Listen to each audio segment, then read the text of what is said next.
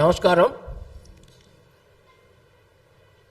తెలంగాణ రాష్ట్రంలో ఉన్న అన్ని బ్రాహ్మణ సంఘాల సమాహారంతో ఏర్పడ్డ Brahman organisation for social service ఆధ్వర్యంలో ఈ రోజున మనం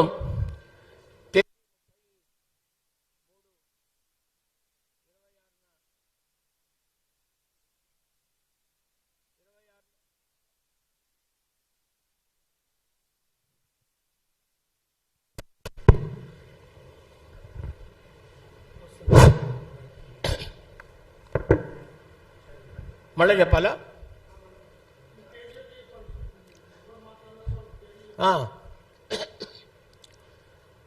అందరికీ నమస్కారం.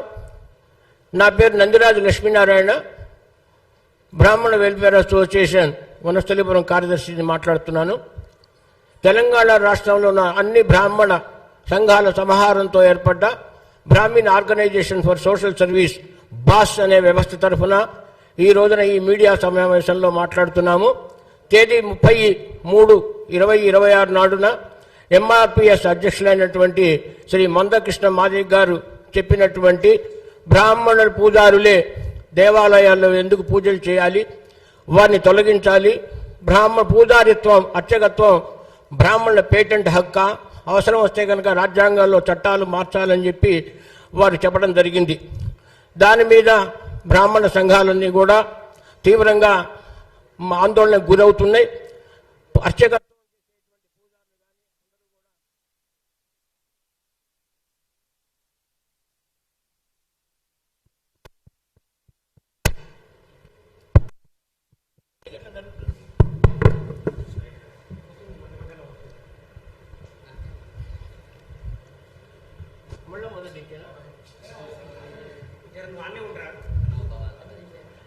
తెలంగాణ అర్చక పురోహిత వేద పండితులను చాలా మనోవేదనకు గురై యుగ యుగాల మధ్య వస్తున్న బ్రాహ్మణ అర్చక వ్యవస్థ మీద ఏదో ఎవరికి తోచిన విధంగా వారు మాట్లాడటం వల్ల అర్చకులు పురోహితులందరూ కూడా మానసిక క్షోభకి గురవుతున్నారు.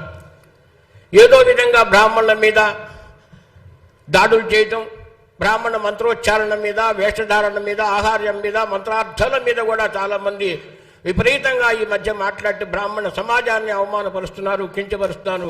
ఆ సందర్భంలోనే ఈ రోజున మేము ఈ కృష్ణ మాదిగ గారు చేసినటువంటి వ్యాఖ్యలను తీవ్రంగా పరిగణిస్తూ ఖండించడానికి ఈ రోజున మేము అందరం కూడా రావడం జరిగింది.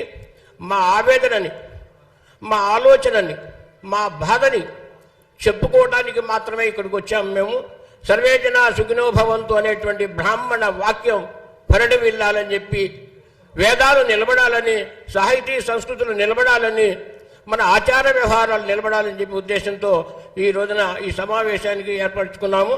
దీనికి మా Brahman organisations for social service BOSS అనేటువంటి వ్యవస్థకి చీఫ్ కోఆర్డినేటర్గా ఉన్న శ్రీ బసరా శ్రీనివాస్ గారు మన తెలంగాణ రాష్ట్ర బ్రాహ్మణ సమాజాలన్నిటి కూడా ఆయన నాయకుడిగా ఉన్నారు. వారి సందర్భంగా మేము పడుతున్న ఆవేదనని, బాధని ఆయన మీకు అందరికీ తెలియజేస్తారు. వారిని మాట్లాడవలసిగా కోరుతున్నాను.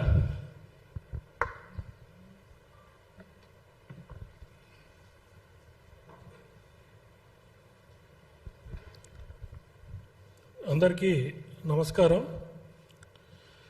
మొన్న అర్చక వ్యవస్థ మీద, సనాతన ధర్మం మీద, హిందూ ధర్మం మీద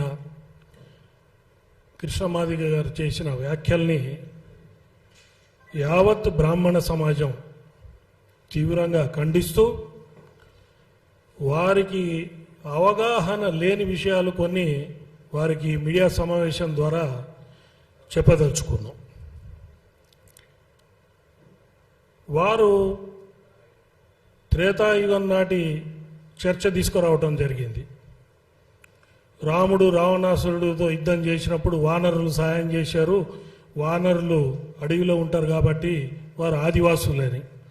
అసలు త్రేతాయుగంలో కుల వ్యవస్థ అనేదే లేదు. ఇది వారు తెలుసుకోవాల్సిన ఆవశ్యకత ఎంతో ఉంది. అదేవిధంగా జామవంతుడు కుమార్తెని కృష్ణుడు చేసుకున్నాడు కాబట్టి పెళ్ళి, కృష్ణుడు మా బావగారు అవుతారన్నాడు. కృష్ణుడు ఒకటే మాట అన్నాడు, దేవతలు మంత్రం ఆధీనంలో ఉంటుంది, మంత్రం బ్రాహ్మణ ఆధీనంలో ఉంటుంది అని చెప్పి బ్రాహ్మణ కాళ్ళు గడిగి నీళ్లు చల్లుకున్న వ్యక్తి శ్రీకృష్ణుడు. అటువంటి గౌరవం దేవతలు బ్రాహ్మణులకు ఇచ్చారు. ఇది కూడా మీరు తెలుసుకోవాల్సిన అవసరం ఉంది. ఇంకొక విషయం, ముఖ్య విషయం నాకు అర్థం కానిది ఏంటంటే, చాలా వివక్షకి గురైన మాదిగ సామాజిక వర్గాల్లో మీరు ఎంఆర్పిఎస్ ద్వారా పోరాటం చేసి మాదిగల గురించి మీ జీవితం అంతా ఉద్యమాలు చేసి, మీ ఉద్యమంలో మీరు చేసే ఉద్యమాల్లో మీరు మా దగ్గరకు వచ్చి మేము మీకు ఆర్థిక సహాయం చేసిన విషయం మర్చిపోయారా అనేది ఒకసారి మిమ్మల్ని మీకు గుర్తు చేస్తున్నాను. అదేవిధంగా మొన్న 1,00,000 డప్పులను పెట్టారు మీరు ఒక ప్రోగ్రాము, దానికి కూడా డప్పులు తీసుకొచ్చి ఇదే ప్రెస్ క్లబ్లో ఇచ్చింది కూడా మా బ్రాహ్మణ ప్రముఖులే మీకు. ఇవన్నీ కూడా మర్చిపోయి బ్రాహ్మణుల మీద దేశ ఇచ్చి మాట్లాడటం మంచిది కాదని మా సలహా. అదేవిధంగా బ్రాహ్మణ సమాజం కూడా 90% ఫైనాన్షియల్గా చాలా ఆర్థికంగా వెనకబడి ఉన్నది. ఇప్పుడు మీరెట్లయితే వెనకబడి ఉన్నారో బ్రాహ్మణ సమాజం కూడా వెనకబడి ఉంది. మనం కలిసి ఆర్థిక పరిస్థితులు బాగున్న వర్గాలతో మనం కలిసి పోట్లాడదామా, లేకపోతే మనం అనుకొని విడిపోదామా? ఇది ఒకసారి మీరు ఆలోచించాలి. ఎందుకంటే బ్రాహ్మణులు జ్ఞానం, ధర్మం, త్యాగం, సేవ, ఈ 4 విషయాల మీదే బ్రాహ్మణ్యం నడుస్తూ ఉంటుంది. వేల ఎకరాలు, వేలాది కోట్లు మొత్తం పోగొట్టుకొని సమాజం కోసం త్యాగం చేసి సేవ చేసి బ్రాహ్మణులు ఉన్నారనే పరిస్థితిని మీరు తెలుసుకోవాల్సిన అవసరం ఉంది. ఇప్పుడు మీరు మాట్లాడిన దాన్ని బట్టి మొన్న సనాతన ధర్మం మీద, హైందవ ధర్మం మీద వ్యతిరేకంగా మాట్లాడినట్టే. రాజ్యాంగాన్ని మారుస్తామంటే రాజ్యాంగేతర శక్తి మీరు రాజ్యాంగాన్ని మారుస్తా అన్నారు. అర్చకులకి పూజ చేయటం పేటెంట్ అన్నారు. పేటెంట్ అని మేము ఎప్పుడు అనలే. కానీ ఇప్పుడు బ్రాహ్మణ సమాజంలో, బ్రాహ్మణ్యంలో మేము పేటెంట్ రైట్ కావాలి, మాకు అర్చకత్వం కులవృత్తిగా చెయ్యాలి అని చెప్పేసి మేమందరం డిమాండ్ చేసే పరిస్థితిని మీరు క్రియేట్ చేస్తున్నారు. దేవాదాయ శాఖ, ధర్మాదాయ శాఖలో కూడా అర్చకుల కోసం పరీక్షలు జరిగితే వారు దేవతారాధన, వేదాధ్యయనము, తర్వాత ఆగమ శాస్త్రంలో పట్టు ఉన్న వాళ్ళే అక్కడ సెలెక్ట్ అయ్యి ఆ పూజారులుగా ఉంటారు. దానికి బ్రాహ్మలే అటెండ్ కావాలని చెప్పి దేవాదాయ ధర్మాదాయ శాఖ కూడా చెప్పదు. ఎవరికి తెలివి, జ్ఞానము, స్పష్టత, వాక్శుద్ధి ఉంటుందో వాళ్ళు సెలెక్ట్ అయ్యి వస్తారు. మీ ఇంట్లో మంచైనా మీ ఇంట్లో చెడైనా కావాల్సింది మేము అన్ని కార్యక్రమాల్లో ఉంటాం. మీతో సహపంక్తి భోజనాలు చేయడానికి రెడీగా ఉన్నాం. అందుకని దయచేసి గౌరవించి బ్రాహ్మణుల్ని కించపరిచే విధంగా మీరు మాట్లాడకూడదు. మీరు దళిత క్రైస్తవులుగా మారిన వాళ్ళకి ఎస్సీలుగా ఉండే రిజర్వేషన్ రాకూడదు అని సుప్రీంకోర్టు ఆఫ్ ఇండియా జడ్జిమెంట్ ఇస్తే దానికి వ్యతిరేకంగా మాట్లాడారు. అంటే మీరే మాదిగ వర్గానికి అన్యాయం చేస్తున్నట్టుగా మాట్లాడినట్టు నాకు కనబడ్డది. అదేవిధంగా సనాతన ధర్మం, హైందవ ధర్మము, మీరు ఏ పార్టీ నుంచి అయితే వచ్చారో, ఏ పార్టీ ద్వారా పద్మశ్రీ తెచ్చుకున్నారో ఆ పార్టీకి కూడా మీరు వ్యతిరేకంగా మాట్లాడినట్టుగా నాకు కనబడ్డది. అదేవిధంగా దళిత క్రైస్తవులు వాళ్ళు ఎస్సీల రిజర్వేషన్లు తీసుకుంటున్నారు, బీసీ కింద వస్తారు, బీసీ రిజర్వేషన్లు తీసుకుంటున్నారు. మరి వారు మైనారిటీలుగా ఉండి ఆ రిజర్వేషన్లు కూడా తీసుకుంటున్నారు. అంటే మీరు మీ కుల ద్రోహం చేస్తున్నారు, పార్టీకి ద్రోహం చేస్తున్నారు, అట్లనే బీసీలకు కూడా ద్రోహం చేస్తున్నారు. ఇవి కొంచెం అవగాహన పెట్టుకొని మీరు మాట్లాడితే బాగుంటుంది. అదేవిధంగా ధూపదీప నైవేద్యం స్కీమ్ ఉంది అర్చక వ్యవస్థలో. దాంట్లో మీరు చూస్తే దాదాపుగా 26 కులాలు, ఎస్సీలు, ఎస్టీలు, బీసీలు 26 కులాలు దాంట్లో గ్రామ దేవతల పూజలు అవన్నీ చేస్తున్నారు. మీరు అర్చకులు పేటెంట్ రైటు, బ్రాహ్మణులకే పేటెంట్ రైట్ అంటే మరి ఈ విషయం మీకు తెలియదా? లేకపోతే తెలిసే కావాలని మాట్లాడుతున్నారా? దీని వెనక ఏదైనా కుట్ర దాగి ఉందా? ఇవన్నీ కూడా ఆలోచించాల్సిన పరిస్థితి ఈరోజు ఉంది. అదేవిధంగా ఇంతకుముందు ఒక సినిమా యాక్టరు బ్రాహ్మణుల గురించి ఇట్లనే మాట్లాడి ఆయన కూడా పద్మశ్రీ అవార్డు. చివరికి ఆయన పద్మశ్రీ అవార్డు పోయే పరిస్థితి అయ్యి చివరికి క్షమాపణలు చెప్పి చంపలేసుకొని వెనక్కిపోయిన పరిస్థితి మీరు అందరు చూశారు. ఆ పరిస్థితి మీకు రావాలని మేము కోరుకోవట్లేదు. ఇప్పటిదాకా మీరు మాకు సహకారం అందించారు, అట్లనే ఉండాలనేది మా ఆకాంక్ష. అదేవిధంగా మీరు పద్మశ్రీ అవార్డుగా మీరు ఉన్నప్పుడు రాజ్యాంగ వ్యతిరేకంగా మాట్లాడడం తగదు. అదేవిధంగా మీరు ఏదైతే వ్యాఖ్యలు చేశారో ఆ వ్యాఖ్యల్ని దయచేసి పెద్ద మనసుతోని అవగాహన తెచ్చుకొని విషయాలన్నీ ఈ ప్రెస్ మీట్ ద్వారా మీరు ఆ వ్యాఖ్యలు వెనక్కి తీసుకుంటారని చెప్పి మేము ఆశిస్తున్నాం. 2-3 రోజుల్లో వెనక్కి తీసుకుంటే గౌరవించి ఇక్కడికి వచ్చిన బ్రాహ్మణ పెద్దలందరూ కూడా వచ్చి మీ దగ్గరకు వచ్చి మిమ్మల్ని సన్మానించుకుంటాం. అదేవిధంగా మీరు వ్యాఖ్యలు వెనక్కి తీసుకోకుండా మొండిగా అవగాహన లేకుండా రాజ్యాంగేతర శక్తిగా మాట్లాడితే మాత్రం బ్రాహ్మణులు ఈరోజు ఐకమత్యం వచ్చింది. బ్రాహ్మణ సంఘాలన్నీ కలిసి ఈ భాషను ఒక వ్యవస్థను పెట్టుకున్నాయి. ఇప్పుడు బ్రాహ్మణులు తిరుగుబాటు చేసే స్టేజ్కి వచ్చారు. దయచేసి నిరసన కార్యక్రమాలు ప్రజాస్వామ్యయుతంగా మేము చేయటానికి రెడీగా ఉన్నాం. ఒకవేళ మీరు వ్యాఖ్యలు వెనక్కి తీసుకోకపోతే బ్రాహ్మణులు లోకా సమస్త సుఖినో భవంతు, మీరు 100 ఏళ్ళు బతకండి, సంతోషంగా ఉండండి, దీవించే బ్రాహ్మణ్యంలో ఒక మూలన పరశురాముడి అంశ కూడా ఉంటుంది. ఆ అంశాన్ని బయటికి తీసుకొచ్చి మీ కులము దెబ్బతినుంది, మా కులం దెబ్బతినుంది, మనం పొట్లాడాల్సింది ఎవరితోని అది ఆలోచించుకొని దయచేసి ఈ వ్యాఖ్యలు వెనక్కి తీసుకుంటారని చెప్పి ఈ పత్రికా ముఖంగా నేను మిమ్మల్ని ఒక రకంగా రిక్వెస్ట్ చేస్తూ మీరు మా గౌరవాన్ని మీ గౌరవాన్ని నిలబెడతారని ఆశిస్తూ ముగిస్తున్నాను. జై హింద్.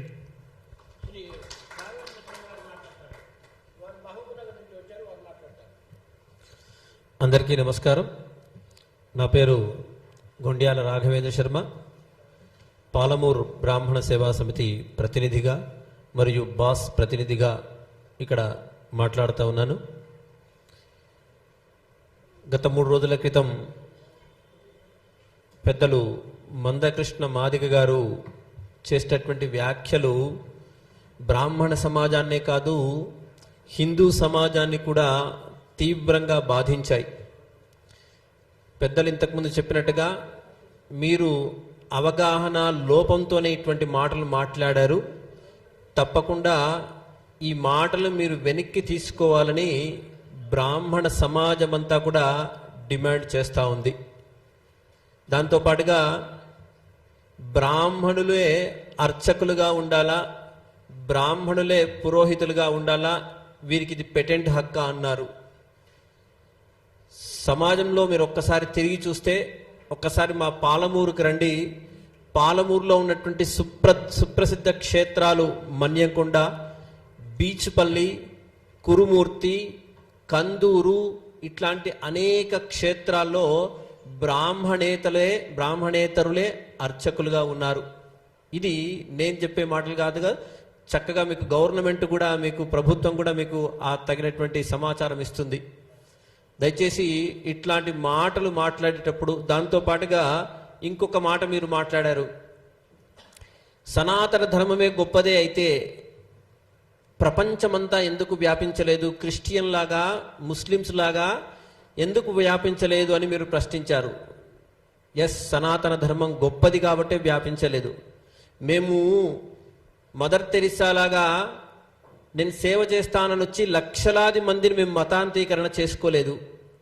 మేము ఇతర మతాల్లాగా బెదిరించో ఇంకో రకంగా చేసో మనం చూసాం. వెనకటి నుంచి ఎంతో మంది తురస్క రాజులు బ్రాహ్మణ జాతిని నిర్వీర్యం చెయ్యాలి అని ఇప్పటికీ మేవాడ్ లాంటి ప్రాంతంలో బ్రాహ్మణులు ఊచకోత కోస్తే ఇప్పటికీ అక్కడ మేవాడ్ ప్రాంతంలో దీపావళి జరుపుకోరు. కాశ్మీర్ పండితుల సంగతి ఏంటి? ఇట్లాంటి అనేకమైనటువంటి బ్రాహ్మణ సమాజం దేశం కొరకు ధర్మం కొరకు ఎంతో త్యాగం చేసింది. ఒక్కసారి మీరు స్వతంత్ర ఉద్యమాన్ని గమనిస్తే చాలు, బాలగంగాధర్ తిలక్ ఇట్లాంటి వ్యక్తులు చాలా మంది అనేకమైనటువంటి విషయాల్లో ఉద్యమాలు చేశారు, వితంతు ఉద్యమాలు చేశారు. దాంతో పాటుగా సతీ సహగమనం నుంచి ఉద్యమం. అంటే ప్రపంచంలో కానీ దేశంలో కానీ ఎక్కడైనా కూడా ఇది వ్యతిరేకమైనటువంటిది, ఇది కరెక్ట్ కాదు అని అనిపిస్తే దానికి తగ్గట్టుగా వ్యతిరేకంగా దానికి బ్రాహ్మణులే పనిచేశారు. మీరు మావోయిస్టు ఉద్యమం చూసినా, ఇటు సిపిఐ లాంటి ఉద్యమాలు చూసినా, ఇటు ఏ రకంగా ఆధ్యాత్మిక విప్లవం చూసినా, నాస్తికము ఆస్తికము అన్ని రకాల విప్లవాల్లో బ్రాహ్మణులు ముందరగా ఉన్నారు. ఇది బాగా మీరు గమనించాలి. బ్రాహ్మణుడి త్యాగం వెలకట్టలేనటువంటిది. అద్భుతమైనటువంటి సేవ, దేశానికి సేవ చేసినటువంటి గొప్ప జాతి బ్రాహ్మణ జాతి.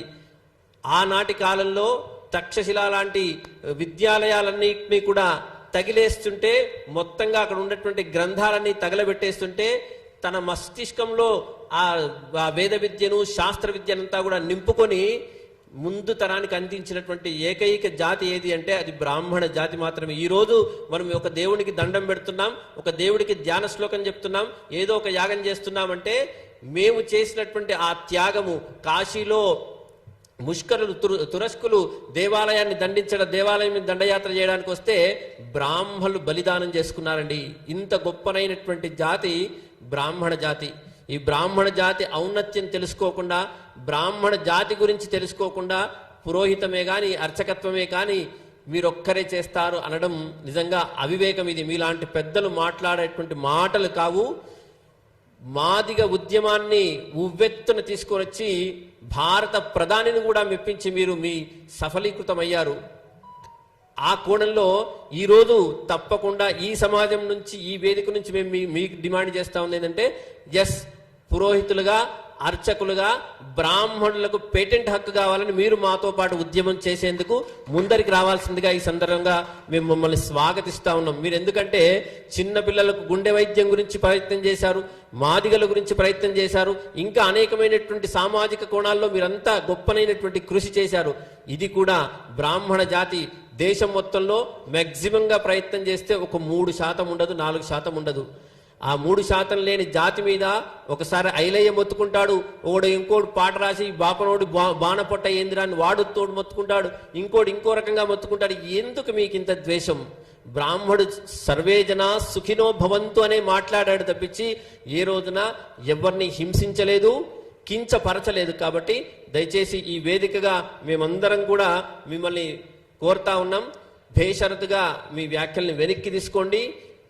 లేని పక్షంలో ఖచ్చితంగా ఇది తీవ్రమైనటువంటి ఉద్యమం దిశగా, ఎందుకంటే బ్రాహ్మణ జాతి తనను తాను రక్షించుకోవడానికి, తను రక్షించుతూ హిందూ జాతిని కూడా రక్షించడానికి ఒక ప్రయత్నంలో ఇది పెద్ద ఉద్యమం మీరే వేసినటువంటి మొదటి అడుగుగా అవుతుంది. కాబట్టి దయచేసి ఇక్కడి నుంచి మేము మీకు డిమాండ్ చేస్తా ఉన్నాం, మా మీద, హిందూ సమాజం మీద మీరు వేసినటువంటి ఈ వ్యాఖ్యలను వెనక్కి తీసుకోవాల్సిందిగా కోరుతూ, దాంతో పాటుగా అనేకమైనటువంటి విషయాలు మీరు తప్పుగా మాట్లాడి ఉన్నారు, అవన్నీ కూడా ఒకసారి మీరు సరి చేసుకోండి.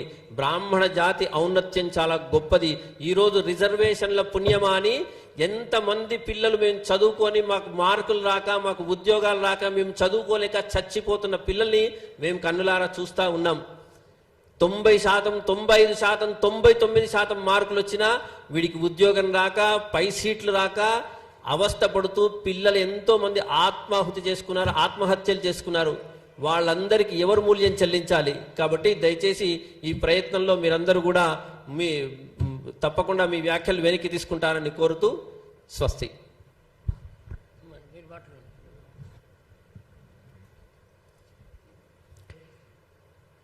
అందరికీ నమస్కారం. నా పేరు శ్రీరంగం గోపీకృష్ణమాచార్యుడు, హరిహర అర్చక సంక్షేమ సంఘం నుంచి హైదరాబాద్. ఈరోజు బ్రాహ్మణ్యం మీద, బ్రాహ్మణ జాతి మీద, అర్చకత్వం మీద, పురోహితం మీద మరియు వేద పండితుల మీద మాట్లాడడం అనేటువంటిది చులకన భావనగా ఇప్పుడు తయారైంది.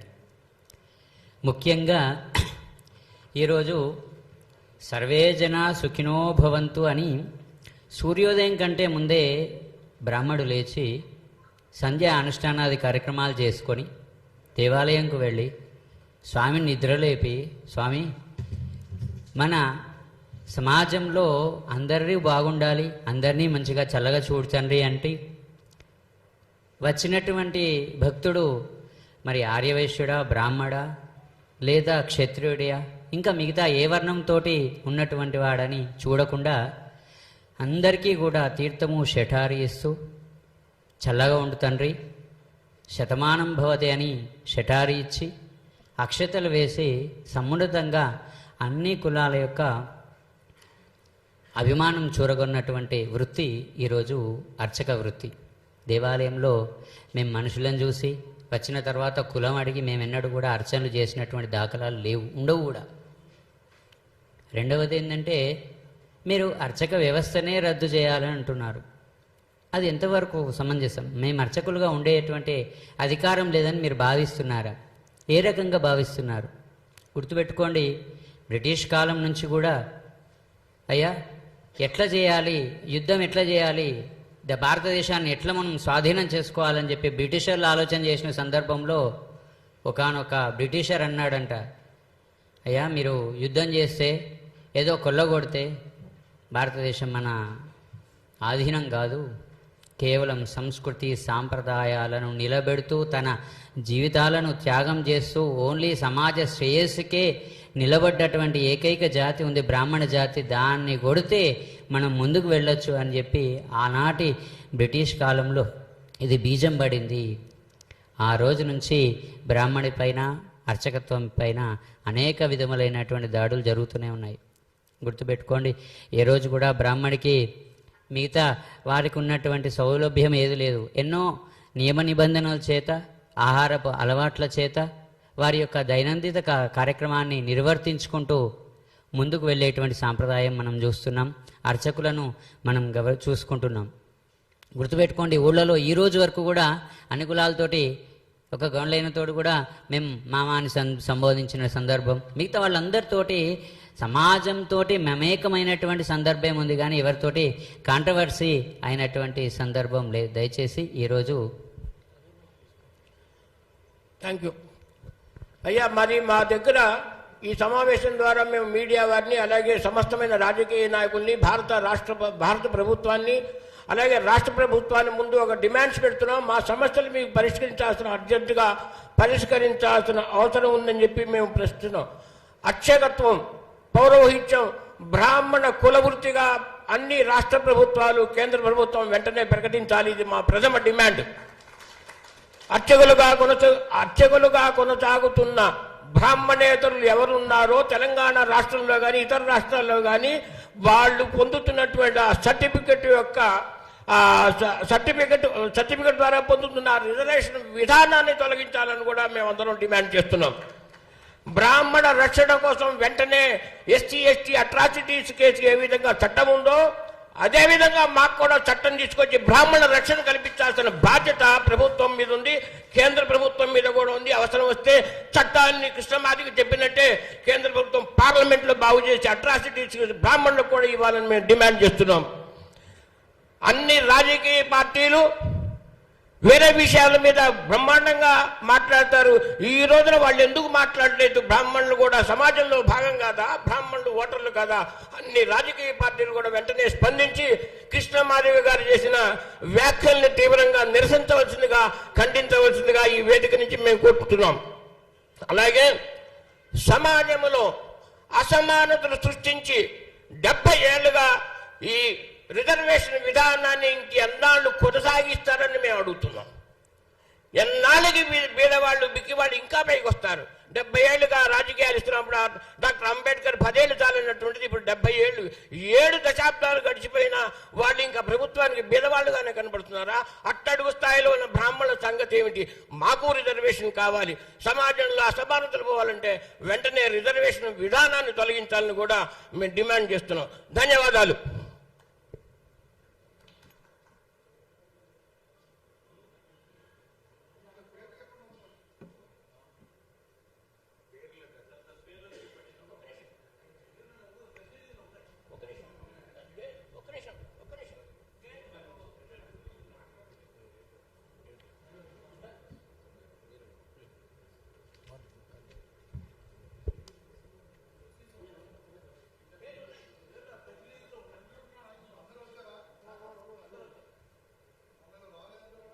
ఈరోజు ప్రపంచంలో ఎక్కడ చూసినా భారతదేశం యొక్క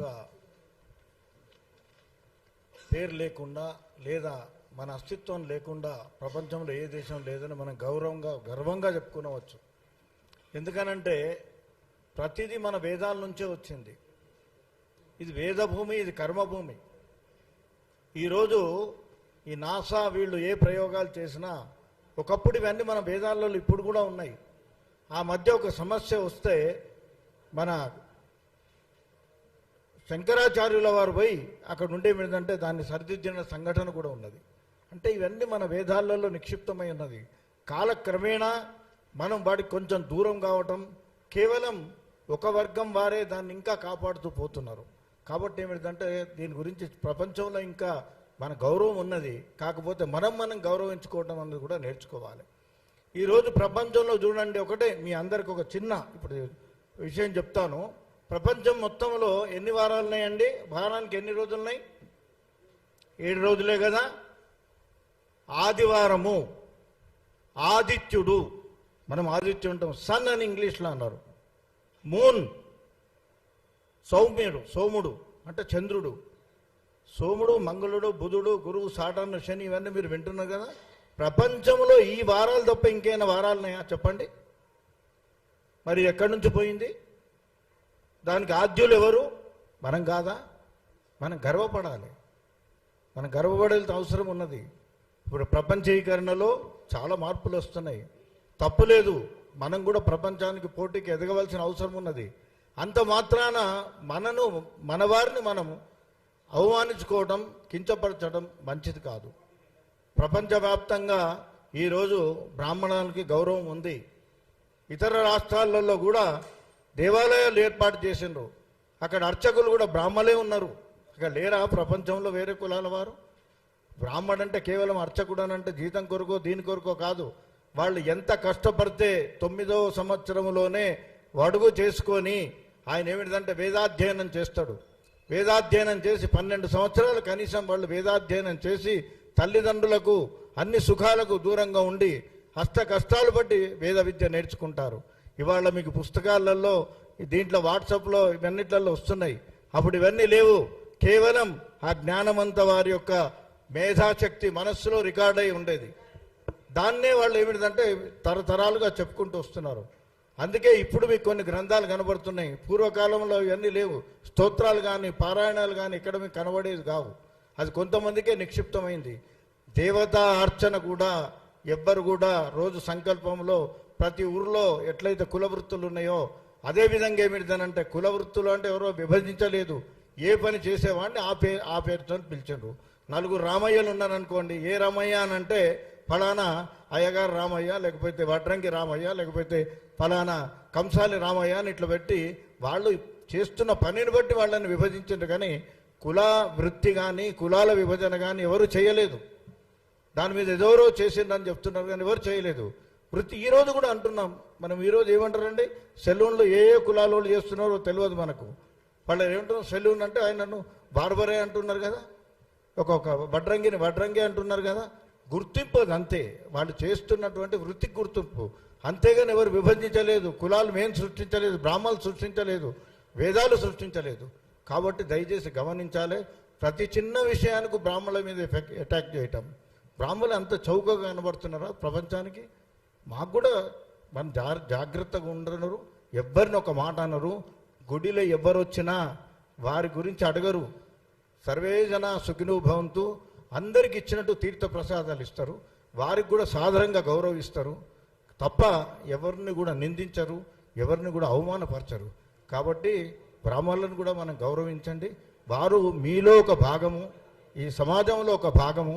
వారు అనునిత్యం మీ మంచి కొరకే ప్రతిరోజు దేవుడి దగ్గర కోరేది అదే. అందరూ బాగుండాలి, అంతా బాగుండాలి అనే కోరుతుంటారు. కాబట్టి వాళ్ళ గురించి దయచేసి మీరు చేస్తున్నటువంటి ఎవరైనా ఒక తప్పుడు ఆరోపణలు కానీ ఇంకేదైనా కాస్తే దాన్ని గౌరవప్రదంగా విరమించుకోవాలని కోరుతున్నాం.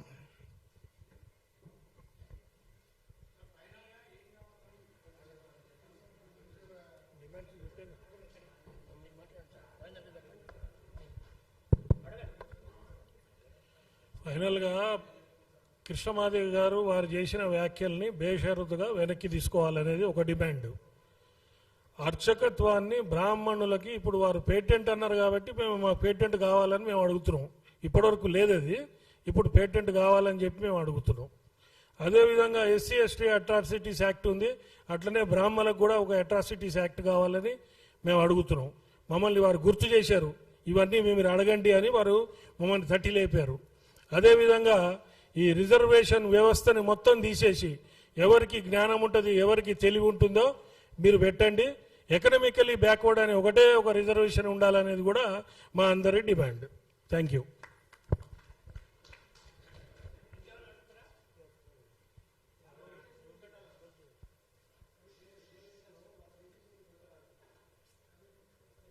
మళ్ళా రిజర్వేషన్ వ్యవస్థే తీసేయాలని అంటున్నాం.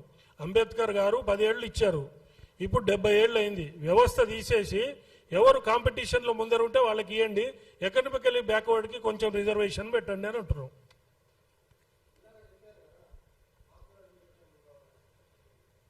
ఇప్పుడు వెనకబడిన దాంట్లో బ్రాహ్మణ జాతి ఎక్కువ ఉంది కాబట్టి మాకు కూడా రిజర్వేషన్లు కావాలని అంటున్నాం. ఎందుకన్నామంటే ఆ కంటెక్స్ట్ మీకు చెప్తాను నేను. ఇప్పుడు ధూపదీప నైవేద్యం స్కీము, అర్చకల స్కీమ్లో చాలామంది 26 కులాలు అర్చకత్వంలోకి వచ్చినాయి. వారు అక్కడ రిజర్వేషన్ ఫలాలు అనుభవిస్తున్నారు, ఇక్కడేమో పక్కన శర్మ శాస్త్రి అని పేర్లు పెట్టుకుంటున్నారు. మేమేమంటున్నాం అంటే మాకు కూడా ఆ రిజర్వేషన్ ఫలాలు ఇవ్వండి అని మేము అడుగుతున్నాం. లేదంటే మా వాళ్ళని కూడా ఓసీల్లో కన్వర్ట్ చేయండి అని చెప్పి మేము అడుగుతున్నాం. Thank you very much.